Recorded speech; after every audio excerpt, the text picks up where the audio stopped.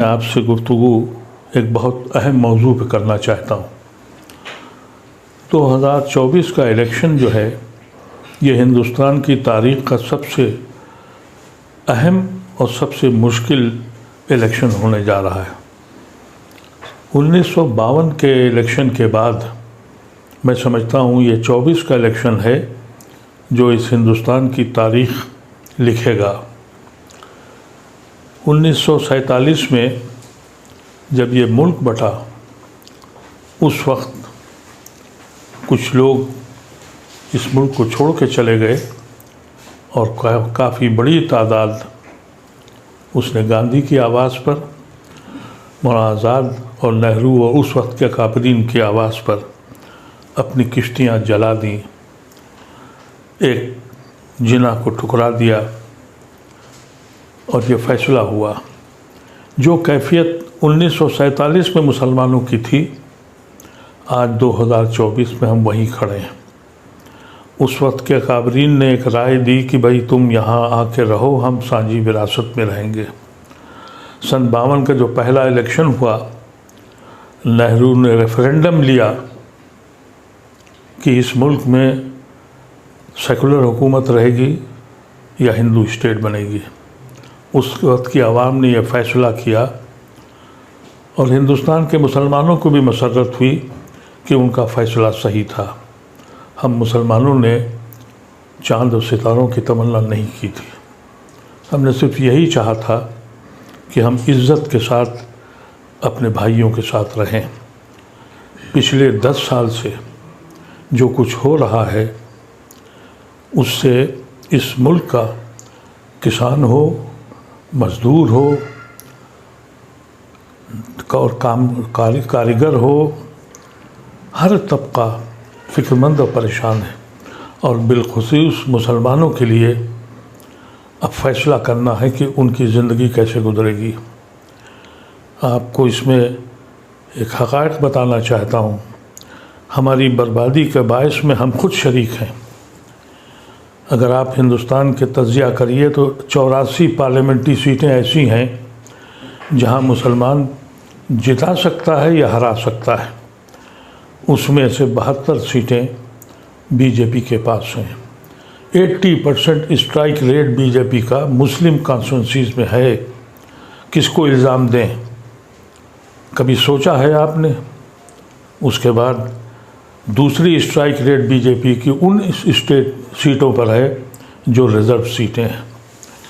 तो आज भी एक तबका है गैर मुस्लिमों का जो आपके साथ खड़ा है। ये जो गठबंधन हुआ उसकी वजह से हमारे पास सिर्फ 2 ऑप्शन रह गए। एक ऑप्शन ये है कि अगर हमें इस मुल्क को बचाना है और इस मुल्क से हमारा ताल्लुक़ यहाँ के आइन और संविधान से है, एक तबका खड़ा हुआ है कि हम संविधान बना बचाएंगे और दूसरा तबका ये कहता है कि हम संविधान बदलेंगे। इसमें हमारा क्या रोल है, इसको सोचने की ज़रूरत है। आजकल तरह तरीक़े की चीज़ें आ रही हैं। मैंने देखा कि कुछ लोग, मुसलमान इतना परेशान हो चुका है कि उसे मालूम है कि उसकी दरगाहें, उसकी खानकाहें, उसकी मसाजिदें, उसके कब्रिस्तान रोज़ छीने जा रहे हैं।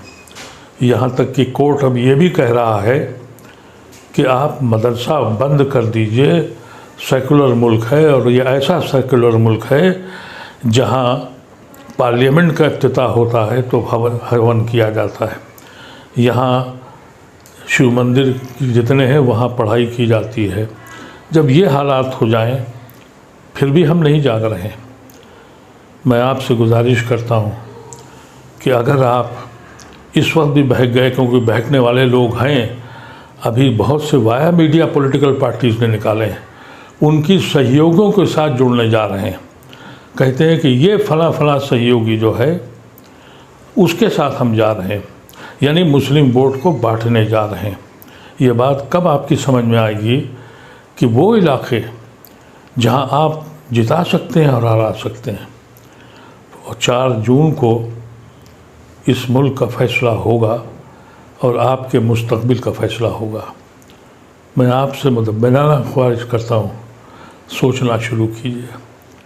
कभी सोचिए आप कि हम गुनहगार हैं या नहीं हैं, हम कहाँ खड़े हैं। कभी हम इनके भाइयों की हैसियत से हिंदुस्तान में रहते थे, आज उसी दर पे गुनहगारों की तरह बैठे हैं। सुबह और शाम हमको ये बताना पड़ता है कि हम देशभक्त हैं, देशद्रोही नहीं हैं। इतना सब होने के बाद भी मुसलमान सोच नहीं पा रहा है। और कुछ लोग हैं जो कहते हैं कि हम पासमानदा हैं और फलाना अशराफ है। जाके देखिए उन अशराफ की कोठियों को और उनकी हवेलियों को जो जिन खंडरात में अब कबूतर के बसेरे हो रहे हैं। ये कभी देखा आपने? हुकूकत यह है कि पूरी मुस्लिम कौम पासमानदा है। अल्लाह तबारक व तआला मेरी ज़बान में इतना असर दे कि आपको दिलों में फैला सके। मेरे पास वो ज़बान नहीं है, मेरे पास वो कलम नहीं है जो आपको सोचने के लिए मजबूर करे। अगर आपने इस बार भी यही किया, अगर आप 5 सीटें भी कम, वोट भी कम कर सकते हैं, तो यकीन कीजिए कि आप मिल्लत पर और हिंदुस्तान पर एहसान करने जा रहे हैं। हमारा ताल्लुक़ इस मुल्क में हिंदुस्तान से सिर्फ़ आइन के साथ है। अगर आइन छीन गया, और जो छीना जा रहा है और एलानिया कहा जा रहा है, फिर भी समझ में नहीं आ रहा है। फिर भी कुछ लोग कहते ये हैं कि फलाने का वोट है, फलाने का वोट है। इस वक्त हमारे पास सिर्फ 2 ही ऑप्शन हैं। एक ऑप्शन ये है कि हम उन लोगों के साथ जाएं जिन्होंने आइन को बचाने की कोशिश की है, और उन लोगों की मुखालफत करें जिन्होंने हमें धोखा दिया है और जिन्होंने अपने मकसद के तहत जाके एनडीए के साथ गए हैं। इन लोगों को ख़ास तौर से आप अंदाज़ा कर लें कि इनके ख़िलाफ़ आप मुत्तहिद हो जाएं। अगर आप अपनी 84 सीटों में से 50 और 60 सीटें भी कम कर सकते हैं, तो ये मुल्क भी बच जाएगा और आप भी बच जाएंगे। अगर आपकी बात मेरी समझ में आ जाए तो खुदारा अपने साथियों से कहिए, उन तक पैगाम पहुँचाइए। यकीन कीजिए कि अगर आपने 5 वोट भी कम कर दिए तो ये कार खैर है, हमारा मुल्क बच जाएगा। मेरा दीन भी कहता है कि जालिमों के हाथ रोको, तलवारों से अब नहीं रोक सकते, वोट से रोक सकते हैं। एक जालिम जिन्होंने इस मुल्क को, ज़मीन को जहन्नुम बना दिया, और हम अपने घरों पर बैठे हुए हैं। अब बैठने की ज़रूरत नहीं है। अब सिर्फ ये फ़ैसला कीजिए, कोई हो, अगर ये जीत गए तो जो लोग आपके साथ हैं ये भी हमको किस्मत के हवाले करके छोड़ जाएंगे। कितने छोड़ गए, कुछ तो दौलत की लालच में, कुछ खौफ की लालच में। और अगर ये दोबारा जीत गए तो फिर वो जो बचे के जो सेकुलर हिंदू आपके साथ खड़े हैं, ये भी आपका दामन छोड़ देंगे। फिर आपके बच्चों का क्या हश्र होगा। और अगर आप जीत गए, इनको रोक लिया आपने, तो आपका वक़ार बुलंद हो जाएगा। आज आपकी हैसियत क्या है? कोई पॉलिटिकल पार्टी आपको घास नहीं डालती, आपको बुलाती नहीं है। यहाँ तक कि जो मुस्लिम कॉन्स्टिट्यूंसीज़ हैं वहाँ पर भी गैर मुस्लिमों को देती है और मजबूर हैं उनको जिताने के लिए।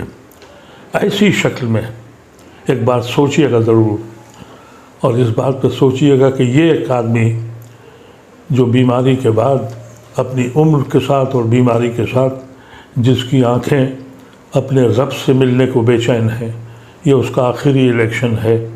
मैं इलेक्शन का कैंडिडेट नहीं हूँ, लेकिन अपनी मिल्लत की तरफ देखता हूँ तो दूर दूर तक कोई दिखाई नहीं पड़ता। सारे इख्तलाफात छोड़ दीजिए, सारी जमातें छोड़ दीजिए, अशराफ और पासमानदा छोड़ दीजिए। सिर्फ़ एक फ़ैसला कीजिए कि इस मुल्क के कानून को, इस मुल्क के आइन को बचा लीजिए। हमारे बुज़ुर्गों ने इसी आइन की रोशनी में हमने अपने मुल्क को, एक मुस्लिम मुल्क को छोड़ दिया था। इतना सोचना ज़रूरी है।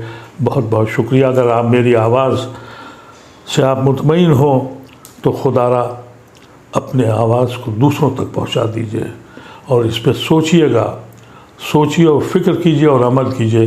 बहुत बहुत शुक्रिया।